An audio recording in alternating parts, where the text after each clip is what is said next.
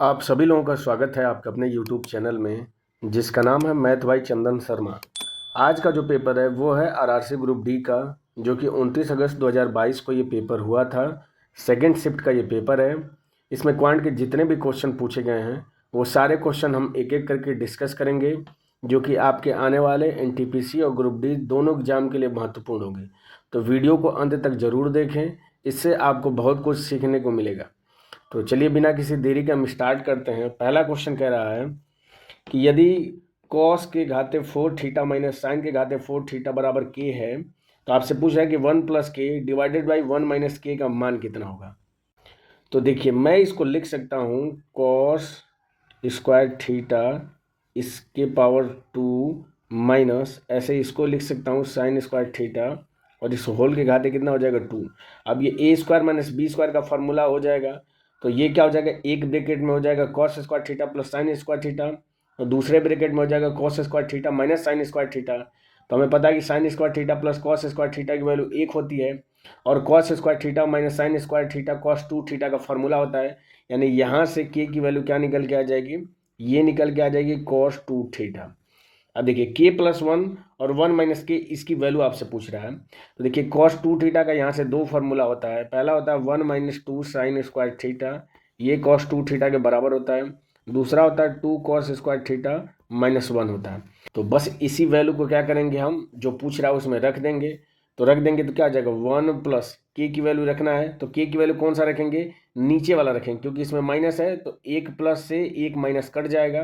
तो इसको मैं लिख सकता हूँ 2 cos square theta minus 1 divided by नीचे क्या आ जाएगा 1 माइनस, ये करेंगे ये वाली वैल्यू रखेंगे तो माइनस 1 हो जाएगा, minus minus plus 2 sign square theta हो जाएगा। बस इसको सॉल्व कर देंगे तो देखिए एक प्लस माइनस कट जाएगा, ये नीचे कट जाएगा, 2 से 2 कट जाएगा।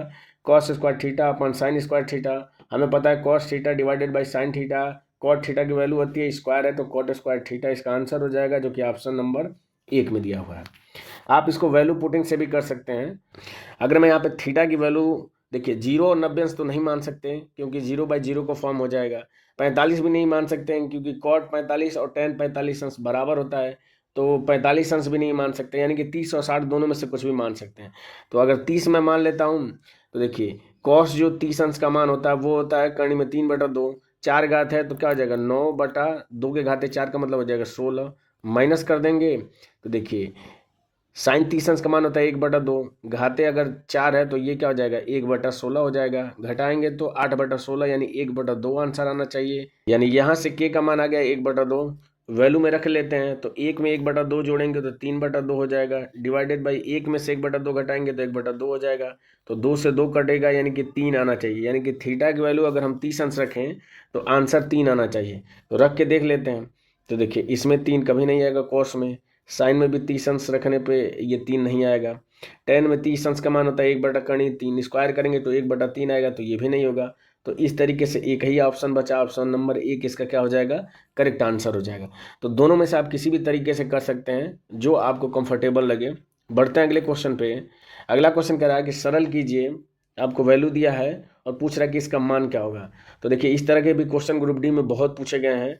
ये आपको देखिए ये a माइनस बी और a plus B, A square minus B square के फॉर्मूले पे क्वेश्चन पूछा है। तो यहाँ पे क्या इसको मैं लिख सकता हूँ, इसको मैं लिख सकता हूँ 10,000 माइनस 9, और दूसरे वाले को क्या लिख सकता हूँ मैं, तो इसको मैं लिख सकता हूँ 10,000 और प्लस 9 लिख सकता हूँ। ये ए स्क्वायर माइनस बी स्क्वायर का फार्मूला बनाएगा, तो ए स्क्वायर करेंगे तो 1 2 3 4, और क्या हो जाएगा 1 2 3 4 और 0 बढ़ जाएगा, स्क्वायर करेंगे तो 9 का स्क्वायर कितना हो जाएगा 81 हो जाएगा। घटा देंगे तो क्या हो जाएगा, ये 9 हो जाएगा, इसमें से 9 में से 8 जाएगा 1 हो जाएगा, उसके बाद से 2 2 4 2 6 6 9 आना चाहिए, उसके बाद से 19 आएगा। तो 6 9 किस में दिया, इसमें 5 है, तो ये तो नहीं होगा। पहले वाले में तो पहले ही 1 आ गया तो ये भी नहीं होगा, इसमें तो पूरा 9 9 है, तो ऑप्शन नंबर 4 इसका क्या हो जाएगा, करेक्ट आंसर हो जाएगा। बढ़ते हैं अगले क्वेश्चन पे। अगला क्वेश्चन कह रहा है कि निम्नलिखित समीकरण में प्रश्नवाचक चिन्ह के स्थान पर क्या आएगा। लगभग में आपको मान बताना है। मैं बता चुका हूँ कि वैल्यू अगर 0.5 या 5 से अधिक होगी तो इसको अप्रोक्सीमेट में 1 मान लेते हैं। तो इसको मैं क्या मान लूँगा 200, और का मतलब होता है गुणा 30.01% को मैं मान लूँगा 30%, यानी कि 30/100 लिख देता हूँ, प्लस इसको मैं मान लूँगा 550 का मतलब फिर से गुणा 35% यानी कि 35/100 हो जाएगा। अब बराबर किसके है, तो इस प्रश्नवाचक चिन्ह के स्थान पे वैल्यू बतानी है, माइनस इसको मैं क्या लिख लूँगा, तो इसको 540 लिख दूंगा। बस इसको सॉल्व कर देना है। ये 0 से 0 कैंसिल हो जाएगा, 30 में 2 का गुणा करेंगे तो 60 हो जाएगा, प्लस हो जाएगा। इसको सिंप्लीफाई करेंगे तो 0 से 0 कैंसिल हो जाएगा, 5 से कट करेंगे तो 5 दूना के 10, 5 सत्ते 35, 7 में 55 का गुणा करेंगे तो 7 पच्चे 35, 3 7 पच्चे 35 और 3 38 हो जाएगा। इसमें 2 से भाग कर देंगे, तो 2 से भाग करेंगे तो 2 1 में 2, 1 18, 2 9 18, 2 दूने के 4, 1 10, 2 पचे 10 यानी 192.5 हो जाएगा। ये बराबर हो जाएगा x माइनस 540 के। यहाँ से x का मान हम निकाल देंगे, तो x का मान कितना हो जाएगा 540, जब बराबर के इधर आएगा तो प्लस हो जाएगा। अब इसमें 60 जोड़ना है और इसमें क्या जोड़ना है 192.5 जोड़ना है। अब 540 में 60 अगर हम जोड़ेंगे तो ये हो जाएगा 600 और 600 और इसे 100 को जोड़ेंगे तो 700, 790 के आसपास आना चाहिए। 790 के आसपास ऑप्शन नंबर 3 में ही वैल्यू दिया है, बाकी वैल्यू इससे बहुत अलग है। तो ये हमारा क्या हो जाएगा, करेक्ट आंसर आ जाएगा। क्यों, क्योंकि लगभग में इसका मान बताना है। बढ़ते हैं अगले क्वेश्चन पे। अगला क्वेश्चन कह रहा है कि समीकरण 2x² माइनस 7x प्लस 5 बराबर 0 के मूलों के बीच धनात्मक अंतर कितना होगा। तो हमें पता है कि द्विघात समीकरण सॉल्व करने का फॉर्मूला मैं बता चुका हूँ। तो यहाँ से क्या करेंगे, इसको सॉल्व कर लेंगे तो 5 दूना के कितना हो जाएगा 10 हो जाएगा। 10 को 2 हिस्सों में बांटेंगे तो 7 यानी कि -5 और -2 आएगा। अब देखिए बराबर के इधर है, बराबर को उधर जाएगा तो ये -5 + 5 हो जाएगा और -2 + 2 हो जाएगा। लास्ट स्टेप क्या करते हैं कि x² का जो कोफिशिएंट होगा उससे भाग दे देंगे, तो दोनों में भाग देंगे तो पहला मूल क्या हो जाएगा 5/2 हो जाएगा, दूसरा मूल क्या हो जाएगा 2/2 हो जाएगा। दोनों के बीच धनात्मक अंतर पूछ रहा है तो बस घटा देंगे, तो हर समान है तो अंश में से सीधे सीधे घटा देंगे, तो 5 में से 2 घटाएंगे तो कितना हो जाएगा 3/2। इसका आंसर निकल के आ जाएगा जो कि ऑप्शन नंबर 3 में दिया हुआ है। अगर आपको द्विघात समीकरण सॉल्व करने नहीं आता है तो इससे रिलेटेड मैंने एक वीडियो अपलोड किया इस चैनल पे, आप जाके उसको देख सकते हैं। इससे आपको द्विघात समीकरण में कोई भी प्रॉब्लम हो रही होगी, उस वीडियो के देखने के बाद से सारे डाउट आपके क्लियर हो जाएंगे। बढ़ते हैं अगले क्वेश्चन पे। अगला क्वेश्चन कह रहा है कि दी गई संख्या में कौन सी संख्या 3 से विभाज्य नहीं है। तो 3 से विभाज्यता का नियम ये कहता है कि किसी संख्या के अंकों का योग अगर 3 से विभाजित है तो पूरी संख्या 3 से विभाजित होगी। तो पहले ऑप्शन को अगर हम चेक करें तो ये 3 से कट जाएगा, 7 और 1 8, 8 3 से नहीं कटेगा तो पहला वाला ही करेक्ट इसका आंसर हो जाएगा। बाकी ऑप्शन को आप चेक कर सकते हैं, 9 हो जाएगा, 7 2 9 बिल्कुल 3 से कट जाएगा, ये 5 4 9 3 ये भी कट जाएगा, 8 7 15 और 6 ये भी कट जाएगा। तो सिर्फ पहला जो ऑप्शन होगा वो 3 से विभाजित नहीं होगा, तो इसका करेक्ट आंसर ऑप्शन नंबर 1 हो जाएगा। बढ़ते हैं अगले क्वेश्चन पे। अगला क्वेश्चन कह रहा है कि 9 11 15 17 x 19 21 का माध्यक अगर x है, जहां x एक पूर्णांक है, तो निम्नलिखित में से कौन सा x का मान हो सकता है। तो देखिए माध्यक निकालने का फॉर्मूला होता है, इसके लिए 2 फार्मूले होते हैं। यदि पदों की संख्या n जो है अगर इवन है तो उसके लिए एक अलग फार्मूला होता है, और पदों की संख्या अगर ऑड है तो उसके लिए अलग फार्मूला होता है। अगर इवन हो तो उसके लिए फार्मूला होता है n/2 वहाँ पद प्लस होता है n/2 + 1 वहाँ पद और डिवाइडेड बाई क्या होता है 2 हो जाता है। ये पदों की संख्या जब सम हो उसके लिए फार्मूला होता है, और जब ऑड हो यानी विषम हो तो क्या करते हैं बस पदों की संख्या में 1 जोड़ के डिवाइडेड बाई 2 कर देते हैं। ये जो पद होगा वही क्या हो जाएगा उसका माध्यक होगा। तो हम पहले देख लेते हैं कि पद कितने हैं। तो 1 2 3 4 5 6 7 यानी 7 पद हैं जो कि विषम है, तो इसका माध्यक क्या हो जाएगा 7 + 1 डिवाइडेड बाई 2 वहाँ पद हो जाएगा। तो 7 में 1 जोड़ेंगे तो 8, 8 में 2 से भाग करेंगे तो चौथा जो पद होगा उसका क्या हो जाएगा माध्यक हो जाएगा। और क्वेश्चन में चौथा पद दिया क्या है, तो चौथा पद 17 दिया है, तो माध्यक क्या होना चाहिए 17 होना चाहिए। ठीक है, लेकिन अगर ऑप्शन पे हम एक नज़र डालें तो ऑप्शन में 17 कहीं नहीं दिया है। इसका मतलब क्या होगा कि x का मान इस 17 की जगह पे होना चाहिए और 17 जो होना चाहिए वो x की जगह पे होना चाहिए। यानी इसका मतलब क्या होना चाहिए, डेटा कुछ इस तरीके से होना चाहिए 9 11 15 और ये x माध्यक है तो x यहाँ पे होगा, चौथे वाले पद पे x होगा, और 17 उसके बाद होगा, फिर 19 और फिर 21 होगा। यानी जो भी x का मान होगा, माध्यक निकालते समय एक और बात ध्यान देते हैं कि पहले इसको असेंडिंग ऑर्डर या डिसेंडिंग ऑर्डर में लिख देते हैं। तो जो हमने वैल्यू ली है अब जाके असेंडिंग ऑर्डर में हो गया है, यानी आरोही क्रम में हो गया है। यानी x का मान जो भी होगा वो 15 से बड़ा होगा और 17 से क्या होगा, छोटा होगा। इन दोनों के बीच में ही हो सकता है x का मान। तो देख लेते हैं कि ऑप्शन में कौन है जो 15 और 17 के बीच पड़ रहा है।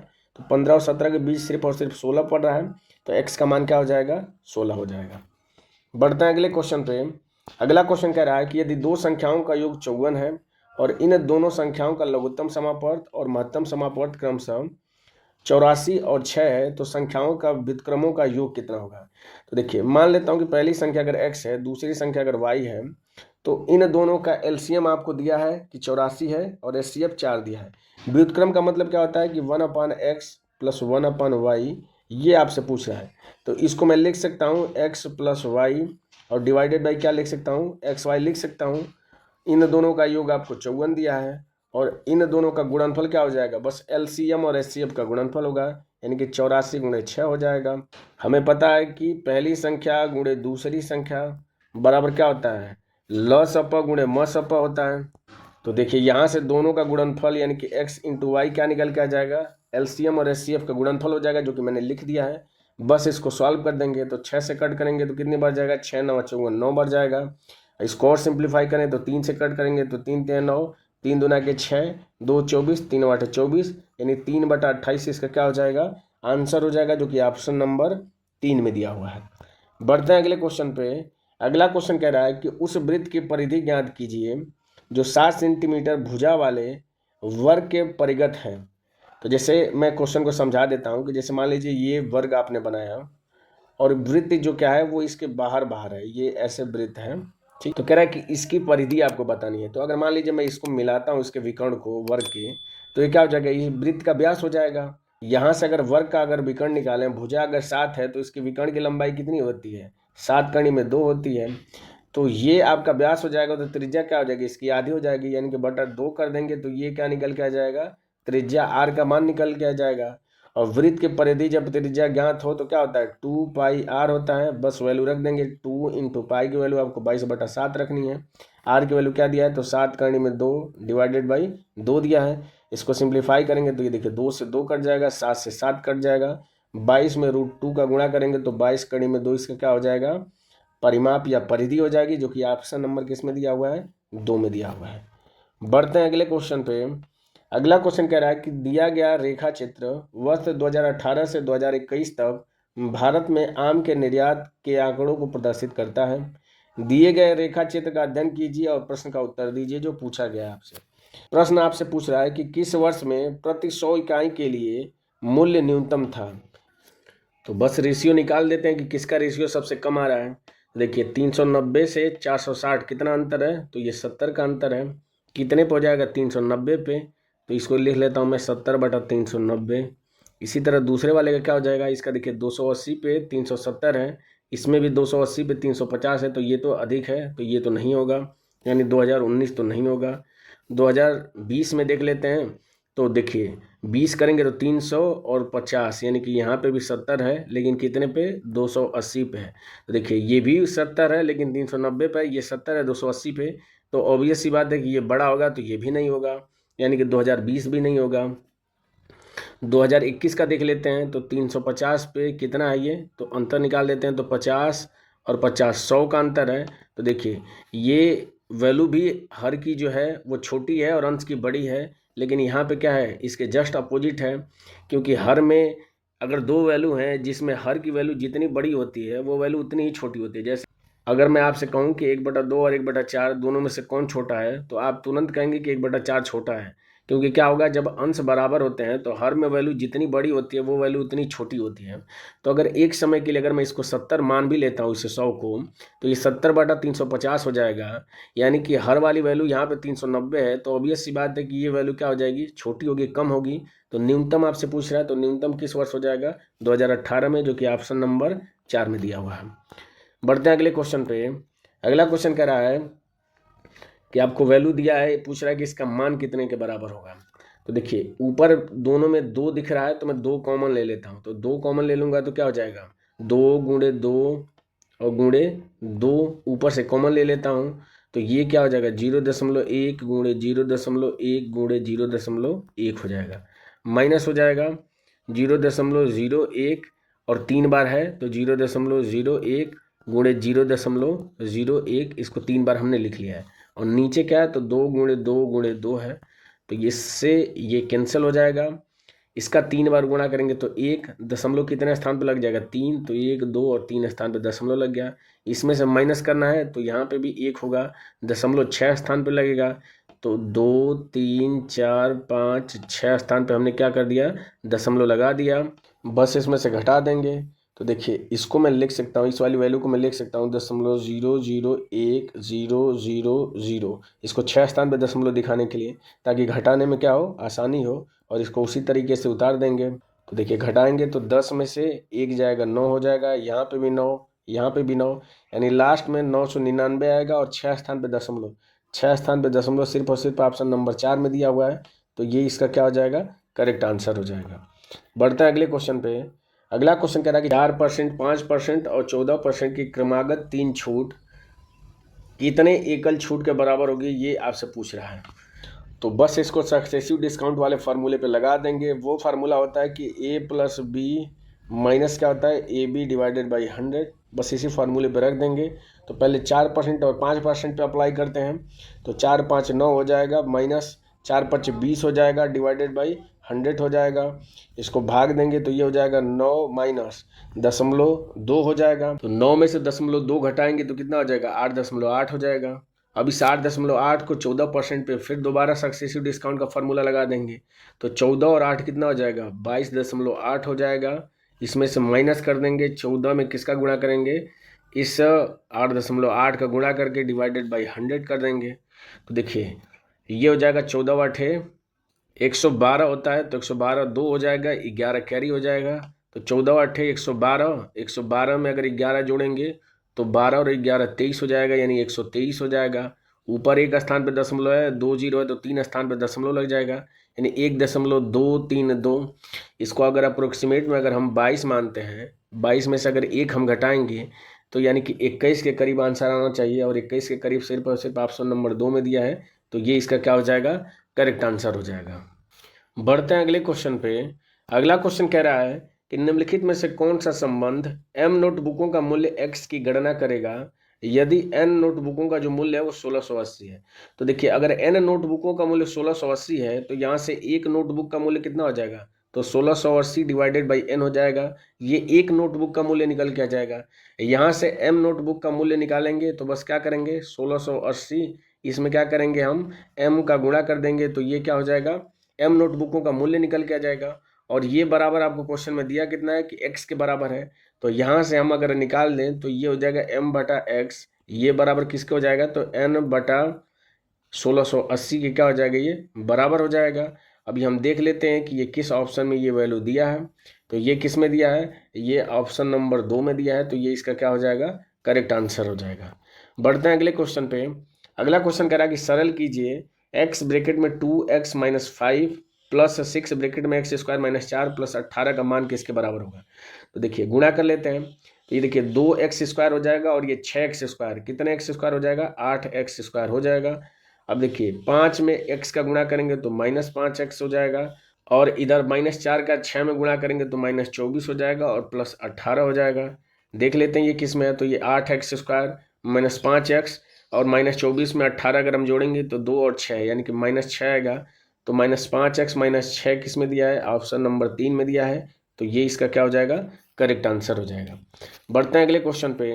अगला क्वेश्चन कह रहा है कि दिया गया रेखा आलेख वर्ष 2020 और 2021 में कंपनी XYZ द्वारा आयातित विभिन्न कॉस्मेटिक उत्पाद PQRS और T की कुल संख्या जो कि लाखों में है को दर्शाया है। आलेख का अध्ययन करें और पूछे गए प्रश्न का उत्तर दें। क्वेश्चन आपसे पूछ कह रहा है कि वर्ष 2020 में और 2021 दोनों में क्यू प्रकार के जो उत्पादों का औसत आयात है समान वर्षों के लिए किस प्रकार के उत्पाद के औसत आयात के बराबर है। तो 2020 में अगर हम देख लें और 2021 में क्यू ये रहा, इन दोनों का अगर हम योग करेंगे तो कितना हो जाएगा, तो 5 5 10 हो जाएगा, यानी 30 20 50 और 2 52 हो जाएगा ये। अब देख लेते हैं कि किन में दोनों का योग करने पे 52 आएगा। देखिए ये 20 है, तो 20 में अगर 5 जोड़ेंगे तो लास्ट में 2 नहीं आएगा, इसमें भी लास्ट में 2 नहीं आएगा, इसमें भी लास्ट में 2 नहीं आएगा, यानी कि ये टी वाले को अगर हम जोड़ दें तो इसके लास्ट में 2 यानी 52 आ रहा है, तो किसके बराबर हो जाएगा, टी के बराबर हो जाएगा, जो कि ऑप्शन नंबर किस में दिया हुआ है, 3 में दिया हुआ है। बढ़ते हैं अगले क्वेश्चन पे। अगला क्वेश्चन कह रहा है कि रूट 9604 का मान किसके बराबर होगा। तो देखिए लास्ट में अगर 4 है तो इसका मतलब क्या हो जाएगा, 9 तो नहीं होगा, क्योंकि 9 का स्क्वायर करेंगे तो 1 लास्ट में आएगा। 4 अगर करेंगे तो इसका स्क्वायर करेंगे तो लास्ट में 6 आएगा, तो ये भी नहीं होगा। यानी कि या तो 2 हो सकता है या तो 8 हो सकता है। अब देखिए अगर इस 98 को अप्रोक्सीमेट में अगर 100 मान लेता हूँ तो 100 का स्क्वायर अगर हम करेंगे तो 10,000 होता है, और ये 10,000 के करीब है। इसका मतलब इसका आंसर क्या हो जाएगा, ऑप्शन नंबर 4 इसका करेक्ट आंसर हो जाएगा। वैसे भी 98 का स्क्वायर निकालने की ट्रिक होती है कि 100 से कितना कम है, तो ये 2 कम है, तो 2 का स्क्वायर हो जाएगा 0, 4 हो जाएगा, और बस इसी 98 में से 2 माइनस कर देंगे, यानी कि 9604, जो कि ऑप्शन में दिया हुआ है, ये इसका करेक्ट आंसर हो जाएगा। बढ़ते हैं अगले क्वेश्चन पे। 7 आदमी एक काम को 12 दिनों में पूरा कर सकते हैं। वे काम शुरू करते हैं और 5 दिनों के बाद 3 आदमी चले जाते हैं। शेष जो आदमी बचे हैं वो शेष कार्य को कितने दिनों में पूरा करेंगे, ये आपसे पूछ रहा है। टोटल कार्य क्या हो जाएगा कि 7 आदमी कितने दिन में पूरा करें, 12 दिन में, ये टोटल कार्य हो जाएगा। आगे क्वेश्चन में कह रहा है कि वे काम शुरू करते हैं और 5 दिनों के बाद, यानी अगर ये 5 दिन कार्य कर दे रहे हैं, इसका मतलब 7 आदमियों के 7 दिन का काम बचा हुआ है, क्योंकि 7 आदमी 5 दिन तो पूरा काम कर दिए हैं और टोटल 12 दिन में कर दे रहे हैं, यानी कि 7 आदमियों के 7 दिन का काम बचा है के बाद 3 आदमी चले जाते हैं। यानी कि अब कितने आदमी रह गए, तो अब 4 आदमी रह गए, और कितने दिन में करेंगे, यानी कि अगर इस डी मानता हूँ कि डी दिन में करते हैं तो इस डी का मान आपसे पूछ रहा है, तो 7 में 7 का गुणा करेंगे तो 49 हो जाएगा इस डी का मान। इसको सिंप्लीफाई करेंगे तो 12 चौको 48, 12 सही 1/4 इसका क्या हो जाएगा, आंसर हो जाएगा, जो कि ऑप्शन नंबर 4 में दिया हुआ है। बढ़ते हैं अगले क्वेश्चन पे। अगला क्वेश्चन कह रहा है कि साइन 58 अंश प्लस कॉस 82 अंश को 0 अंश और 45 अंश के बीच के कोणों के त्रिकोणमितीय अनुपात के पदों में व्यक्त करिए। तो देखिए यहाँ पे एक फार्मूला होता है, ये होता है कि साइन थीटा को मैं लिख सकता हूँ कॉस 90 माइनस थीटा, इसको मैं लिख सकता हूँ, ये फार्मूला होता है। तो उसी तरीके से इस साइन 58 अंश, इसको मैं क्या लिख सकता हूँ, इसको मैं लिख सकता हूँ कॉस 90 माइनस 58 लिख सकता हूँ, और 90 में से अगर हम 58 घटा दें तो कितना हो जाएगा ये, तो ये हो जाएगा 58 2 60, 60 और 30 90, यानी कि 32 अंश हो जाएगा। यानी कि कॉस 32 अंश ये आपका दूसरे में नहीं है और चौथे में नहीं है, तो यानी कि ये दोनों ऑप्शन तो नहीं होंगे। उसी तरह कॉस 82 अंश है तो इसका बदल के साइन हो जाएगा, साइन 8 अंश हो जाएगा, जो कि ऑप्शन नंबर 3 में दिया हुआ है साइन 8 अंश, ये इसका करेक्ट आंसर हो जाएगा। इसी फार्मूले पर मैंने दोबारा कर दिया है। बढ़ते हैं अगले क्वेश्चन पे। अगला क्वेश्चन कह रहा है कि 3% वार्षिक दर पर 3 वर्षों के लिए 12,500 रुपये पर चक्रवृद्धि ब्याज ज्ञात कीजिए जब ब्याज वार्षिक रूप से संयोजित होता है। निकटतम रुपए में आपको ब्याज बताना है। तो देखिए 12,500 की राशि है, तो मैं राशि को लिख लेता हूँ, इसका 3% निकाल देता हूँ, 3/100, तो ये 0 से 0 कट जाएगा, 100 या 300, 25 या 75, यानी कि 375 हो जाएगा। तो देखिए मैं 331 ये वाला फार्मूले का यूज कर रहा हूँ, तो 375 आएगा, इसका 3 गुना कर देंगे, तो 3 5 15 को 5 एक कैरी हो जाएगा, 7 3 21 22 हो जाएगा, 2 3 3 9 और 2 11, यानी 1125 हो जाएगा। अब देखिए फिर इसका 3% निकालेंगे तो 3/100 हो जाएगा, इसको 25 से भाग करेंगे तो 25 चौको 100 हो जाएगा, अब 25 चौको 100, 4 3 12, अब 12 और 3 15 बढ़ जाएगा ये, अब 15 में 3 का गुणा करेंगे तो 15 3 45/4 हो जाएगा, इसको भाग करेंगे तो 11 चौक 44, यानी कि 11 दशमलव समथिंग करके आएगा, 3 में गुणा करेंगे तो 11 3 33, यानी कि 34 अगर अप्रोक्सीमेट में अगर हम मान लें तो इसमें 34 जोड़ेंगे तो 5 4 9 हो जाएगा, 3 2 5 हो जाएगा, और ये 1159 और इससे थोड़ा अधिक आएगा, तो 1159 से थोड़ा सा अधिक ऑप्शन नंबर 3 में दिया हुआ है, तो ये इसका क्या हो जाएगा करेक्ट आंसर, क्योंकि निकटतम रुपए में बताना है तो दशमलव में आएगा तो उसको हम छोड़ देंगे। बढ़ते हैं अगले क्वेश्चन पे। अगला क्वेश्चन कह रहा है कि 1.5 मीटर लंबा लड़का 4 मीटर ऊंचे प्रकाश स्तंभ से 3 मीटर की दूरी पर खड़ा है। तो देखिए 4 मीटर ये ऊंचा आपका प्रकाश स्तंभ है, इससे 3 मीटर की दूरी पर कौन खड़ा है, तो 1.5 मीटर लंबा एक लड़का खड़ा है, जिसकी लंबाई कितनी है, 1.5 मीटर। आपसे कह रहा है कि स्तंभ के ऊपर से प्रकाश उसकी छाया बनाती है, लड़के की छाया जो है वो आपको बतानी है कितनी होगी। यानी यहाँ से ये प्रकाश पड़ रहा है तो इसकी क्या बन रही है, इसकी छाया बन रही है, कुछ इस तरीके से इसकी छाया बन रही है। इस छाया की लंबाई आपसे पूछ रहा है कि कितनी होगी, यानी कि इसकी लेंथ आपसे पूछ रहा है। तो देखिए अगर ये 1.5 है तो ये कितना हो जाएगा, ये भी 1.5 हो जाएगा। टोटल लेंथ आपकी 4 है तो इसमें से 1 अगर हम 5 घटा देंगे तो बची हुई लेंथ कितनी हो जाएगी, 2.5 होगी। और ये 3 है तो ये भी कितना हो जाएगा, 3 मीटर। अगर मैं अब इस त्रिभुज को लेता हूँ और पूरे वाले त्रिभुज को लेता हूँ तो दोनों समरूप त्रिभुज होंगे, क्योंकि ये 90 अंश है और ये कोण इस कोण के बराबर है, तो त्रिभुज समरूप होंगे। तो समरूप हैं तो इनकी भुजाओं में समान अनुपात होगा। तो यहाँ से अनुपात हम निकाल देते हैं। तो 3 और बटा 2.5 ये बराबर किसके हो जाएगा, तो 3 क्या है, तो इस कोण के सामने की भुजा है। तो ये यहाँ पे बड़े वाले त्रिभुज में क्या हो जाएगा, अगर इसको x मानता हूँ तो ये हो जाएगा 3 + x हो जाएगा, डिवाइडेड बाई अब 2.5 क्या है, तो इस कोण के सामने की भुजा है। तो बड़े वाले में इसके सामने की भुजा क्या है, 4 हो जाएगी। तो बस इसको सॉल्व करके x का मान निकाल देंगे। तो 4 में 3 का गुणा करेंगे तो 12, और 2.5 में 3 का गुणा करेंगे तो 7.5 हो जाएगा। 12 में से हम 7.5 घटा देंगे और इसमें 2.5 से भाग कर देंगे। ये किसकी वैल्यू निकल के आ जाएगी, x की। तो सॉल्व कर लेते हैं। तो 12 में से 7.5 घटाएंगे तो 7 5 12 यानी कि 4.5 हो जाएगा। और 2.5 से भाग करना है तो दोनों ऊपर और नीचे एक स्थान पर दशमलव है तो हट जाएगा। 5 से कट करेंगे तो 5 9 45 और 5 5 25, भाग देंगे 5 से तो 5 एकम में 5, 1 4 40 हो जाएगा, 5 8 40, यानी 1.8 मीटर क्या हो जाएगा, इसकी छाया की लंबाई होगी, जो कि ऑप्शन नंबर 1 में दिया हुआ है। बढ़ते हैं अगले क्वेश्चन पे। अगला क्वेश्चन कह रहा है कि एक खिलौने का क्रय मूल्य 210 रुपये है। इसका अंकित मूल्य क्या होना चाहिए ताकि 5% की छूट के बाद दुकानदार को 90% का लाभ हो। तो मैं इस तरह के क्वेश्चन करा चुका हूँ कि यहाँ से MP और CP का रेशियो निकल के आ जाएगा। जितने रुपये का लाभ हो रहा है उसको MP में, और जितने रुपये का छूट दे रहा है उसको क्या करेंगे, CP में, यानी कि 5% का दे रहा है यानी कि 95। ये MP और CP का रेशियो निकल के आ जाएगा।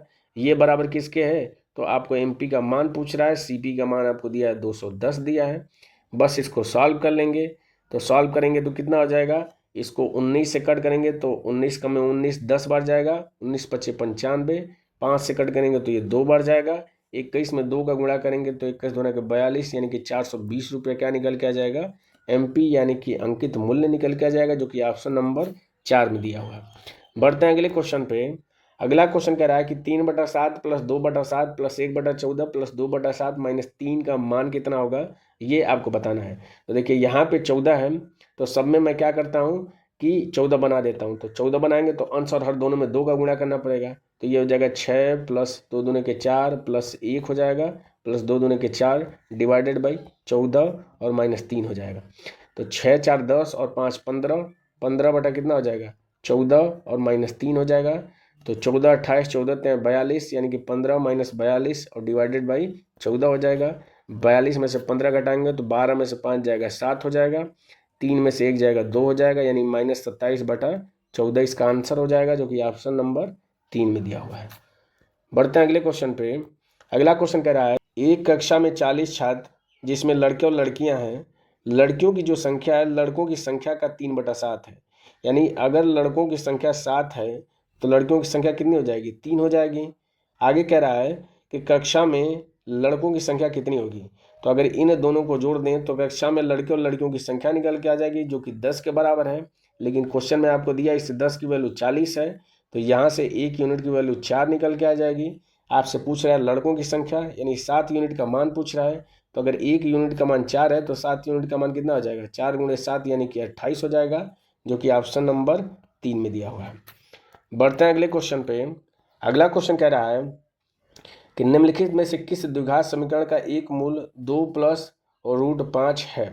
तो देखिए अगर पहला रूट अगर 2 + √5 है तो दूसरा मूल क्या हो जाएगा, 2 - √5 हो जाएगा। ये मैं बता चुका हूँ कि क्यों। अगर दोनों रूट अगर इसके मालूम है तो द्विघात समीकरण के लिए फॉर्मूला होता है x² - मूलों का योगफल। दोनों को जोड़ेंगे तो ये कट जाएगा, यानी 2 2 4 हो जाएगा, यानी 4x हो जाएगा। और प्लस होता है मूलों का गुणनफल, तो 2 का स्क्वायर 4 हो जाएगा और यहाँ से रूट हट जाएगा तो 5 हो जाएगा। बराबर किसको हो जाएगा, 0 के। इसको सिंप्लीफाई करेंगे तो x² - 4x हो जाएगा, और ये इसको घटाएंगे तो -1 = 0 हो जाएगा। और ये किस ऑप्शन में दिया है, ये दिया है ऑप्शन नंबर 4 में। तो ये इसका क्या हो जाएगा, करेक्ट आंसर हो जाएगा। बढ़ते हैं अगले क्वेश्चन पे। अगला क्वेश्चन कह रहा है कि दो उम्मीदवारों के बीच एक चुनाव में विजेता को 1854 मत प्राप्त हुए और हारने वाले को 618 मत प्राप्त हुए। दोनों उम्मीदवारों को प्राप्त कुल मतों का कितना प्रतिशत विजयी उम्मीदवार के पक्ष में गया। तो देखिए प्रतिशत पूछ रहा है तो एग्जैक्ट वैल्यू का यहाँ पे कोई मतलब नहीं रह जाएगा, यानी इसको हम सिंप्लीफाई कर लेते हैं। तो देखिए 618 का ये 3 गुना लग रहा है, 1854, 18 6 18, बिल्कुल ये 3 गुना है। यानी कि अगर जीतने वाले को 3 वोट मिले हैं तो हारने वाले को 1 मिले हैं। जीतने वाले का प्रतिशत पूछ रहा है तो 3 हो जाएंगे, उसको मिले हैं, और टोटल मतों की संख्या कितनी हो जाएगी, तो 3 और 1 4 हो जाएगी। अब प्रतिशत पूछ रहा है तो बस 100 से क्या करेंगे, हम गुणा कर देंगे। 4 से भाग करेंगे 100 में तो 25 बच जाएगा, 25 में 3 का गुणा करेंगे तो 75% हो जाएगा, जो कि ऑप्शन नंबर 1 में दिया हुआ है। बढ़ते हैं अगले क्वेश्चन पे। अगला क्वेश्चन कह रहा है कि एक कार पहले 80 किलोमीटर 20 किलोमीटर प्रति घंटा की गति से और अगले 30 किलोमीटर की दूरी 30 किलोमीटर प्रति घंटा की गति से तय करती है, इसकी औसत गति कितनी होगी। तो औसत गति के लिए फॉर्मूला आता है कुल दूरी बटा कुल दूरी तय करने में लिया गया समय। तो कुल दूरी कितनी हो जाएगी, तो 80 यहाँ पे और 30 यहाँ पे, यानी कि 110 किलोमीटर हो जाएगा कुल दूरी। और लगने वाला समय तो 80 किलोमीटर अगर 20 किलोमीटर प्रति घंटे की चाल से चलता है तो 20 चौक 80 यानी 4 घंटा लगेगा। और 30 किलोमीटर की दूरी 30 किलोमीटर प्रति घंटा की चाल से तय करने में 1 घंटा लगेगा। तो इसको सॉल्व करेंगे तो 110 बटा नीचे हो जाएगा 5, भाग देंगे तो 5 दूना के 10, 1 10 5 दूना के 10, यानी 22 किलोमीटर प्रति घंटा उसकी औसत स्पीड हो जाएगी, जो कि ऑप्शन नंबर 2 में दिया हुआ है। बढ़ते हैं अगले क्वेश्चन पे। अगला क्वेश्चन कह रहा है कि यदि एक वृत्त का क्षेत्रफल 196 पाई मीटर स्क्वायर है तो वृत्त की परिधि कितनी होगी। तो वृत्त का क्षेत्रफल हमें पता है पाई आर स्क्वायर होता है, पाई की वैल्यू 22/7 इंटू आर स्क्वायर हो जाएगा। ये बराबर किसके हो जाएगा, तो 196 पाई के बराबर हो जाएगा। पाई से पाई कैंसिल हो जाएगा। आर स्क्वायर की वैल्यू अगर 196 है तो आर की वैल्यू कितनी हो जाएगा, 14 का स्क्वायर 196 होता है, यानी 14 हो जाएगा। आपसे परिधि पूछ रहा है तो वृत्त की परिधि होती है 2 पाई आर, 2 इंटू पाई की वैल्यू 22/7 इंटू आर का मान दिया है 14। इसको सॉल्व कर लेंगे तो 7 दूना के 14, 2 दूनी के 4, 22 में 4 का गुणा करेंगे तो 22 चौके 88 मीटर क्या हो जाएगा, इसकी परिधि हो जाएगी, जो कि ऑप्शन नंबर 1 में दिया हुआ है। बढ़ते हैं अगले क्वेश्चन पे। अगला क्वेश्चन कह रहा है कि 10 बाल्टी पानी एक टैंक को भरता है जब प्रत्येक बाल्टी की क्षमता 14 लीटर है। तो अगर प्रत्येक बाल्टी की क्षमता अगर 14 लीटर है और 10 बाल्टी इसको भर दे रही हैं तो पूरी क्षमता क्या निकल के आ जाएगी टैंक की, तो 14 गुणे 10 पूरी क्षमता निकल के आ जाएगी। अब कह रहे हैं उसी टैंक को भरने के लिए कितनी बाल्टियों की आवश्यकता होगी। यदि प्रत्येक बाल्टी की जो क्षमता है 7, तो बस इसको 7 इंटू अगर मैं मान लेता हूँ बाल्टियों की संख्या अगर डी है तो इस डी का मान आपसे पूछ रहा है। इसको सिंप्लीफाई करेंगे तो देखिए 7 दूना के 14 हो जाएगा और 10 में 2 का गुणा करेंगे तो 20, यानी बाल्टियों की संख्या कितनी निकल के आ जाएगी, 20 निकल के आ जाएगी, जो कि ऑप्शन नंबर 2 में दिया हुआ है। बढ़ते हैं अगले क्वेश्चन पे, और ये इस पेपर का लास्ट क्वेश्चन है। कह रहा है क्वेश्चन कि यदि रतन की आयु जतिन की आयु की 1/3 है, यानी जतिन की अगर मैं मान लीजिए अगर 3 मानता हूँ तो रतन की आयु कितनी हो जाएगी, उसकी 1/3 यानी कि 1 हो जाएगी। और उनकी आयु का जो योग है वो 84 है। तो इनकी आयु का अगर योग हम यहाँ से निकालें तो 3 और 1 4 हो जाएगा। इसे 4 की वैल्यू आपको क्वेश्चन में 84 दिया है। तो आपसे पूछ रहा है कि जतिन की आयु कितनी होगी, यानी कि इसे 3 यूनिट का मान आपसे पूछ रहा है। तो अगर 4 यूनिट का मान 84 है तो 1 यूनिट का मान कितना हो जाएगा, 4 दूने के 8, 4 में 4 21 हो जाएगा। और 3 यूनिट का मान आपसे पूछ रहा है तो बस क्या करेंगे 21 में 3 का गुणा कर देंगे तो 21 3 कितना हो जाएगा, 63 वर्ष इसका मान निकल के आ जाएगा, जो कि ऑप्शन नंबर 1 में दिया है। तो इस तरीके से आरआरसी ग्रुप डी का जो कि 29 अगस्त 2022 को सेकंड शिफ्ट में पेपर हुआ था, उसमें क्वांट के जितने भी क्वेश्चन पूछे गए थे वो सारे क्वेश्चन हमने एक एक करके डिस्कस कर लिए। मुझे उम्मीद है कि वीडियो आपको अच्छी लगी होगी, इन्फॉर्मेटिव लगी होगी। अगर वीडियो पसंद आए तो आप लाइक ज़रूर करें, नहीं पसंद आता है तो आप डिसलाइक कर सकते हैं। मिलते हैं आपसे अगले पेपर में अगली वीडियो के साथ, तब तक के लिए जय हिंद और बाय।